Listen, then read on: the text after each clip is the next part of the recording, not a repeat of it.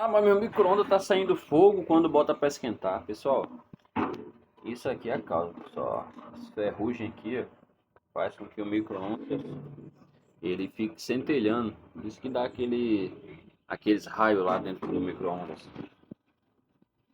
A gente troca aqui, ó, coloca um novinho, cara, entendeu? Ó, novinho, novinho. Micro-ondas, sempre que vocês utilizarem, limpe, porque o sal ele corrói toda a pintura. Ele acaba fazendo isso aqui, ó, aquele raio. Olha só.